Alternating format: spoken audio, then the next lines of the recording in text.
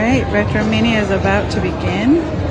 Here's a little peeky peek of what I still have for day 2.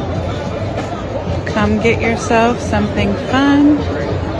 Maybe a new ring to fidget with before you're snowed in. A cute piece of art.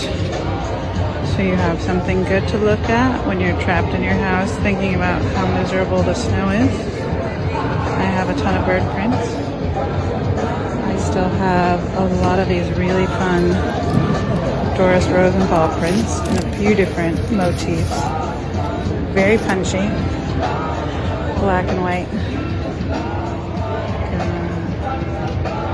A whole bunch of mats. There's a bunch of US states.